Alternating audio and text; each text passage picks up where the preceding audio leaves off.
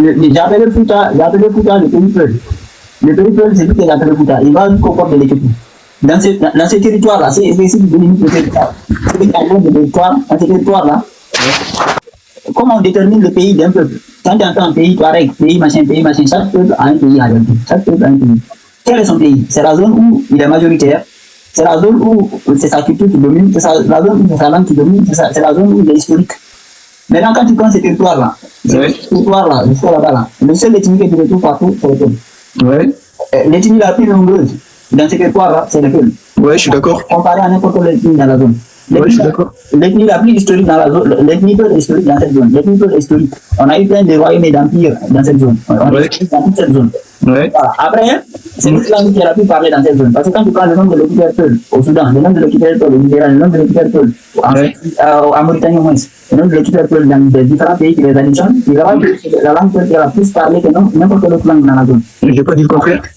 Après, c'est l'identité de la spiritualité Peul, parce que c'est l'islam. Oui. La spiritualité Peul qui domine dans cette zone, il y a des gens qui ne sont pas musulmans, mais comparé au nombre qui sont musulmans, c'est minoritaire. Maintenant, c'est l'identité culturelle Peul aussi qui domine dans cette zone. Parce que c'est l'identité Peul même qui est l'identité front commun entre toutes les communautés qui sont dans cette zone. Ouais. Il y a les Peuls, ils ont de la culture en commun avec les Touaregs, ils ont de la culture commune avec les Sénégalais, ils ont de la culture commune avec les Haoussa, ils ont de la culture commune avec les Toubou, ainsi de suite. Donc c'est la culture Peul en fait qui est le noyau dur dans cette zone en réalité. Parce que c'est le front commun entre toutes ces communautés, mais aucune communauté ici ne se retrouve partout comme les Peuls. Donc en fait, donc on regarde bien, c'est ça qu'on appelle le pays Peul. Le pays Peul, État et pays, c'est pas la même chose. Donc on regarde bien, c'est ça qu'on appelle le pays Peul. Le pays Peul, État et pays, c'est pas la même chose. Ça veut pas dire que c'est un État. Oui, je suis d'accord. Mais Amine. C'est politique. Mais ici, territoire historique, c'est-à-dire que le territoire typique et historique des gens. Et maintenant, quand on nous a colonisé, on nous a coupé en petits États. Et même les gens, ils ne voient pas plus, ils pensent qu'on est nomades. Non, en fait, tout ça, c'est notre pays à la base. C'est comme les États-Unis.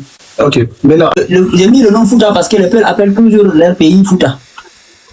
Donc, vu que c'est le pays Peul, donc j'ai appelé Fouta. Maintenant, il y a par endroit de Fouta identifié comme Fouta Diallo, Fouta Toro, Fouta Massina et autres. Mais on se rend compte que la racine, c'est-à-dire que l'élément central, c'est toujours Fouta. Ok.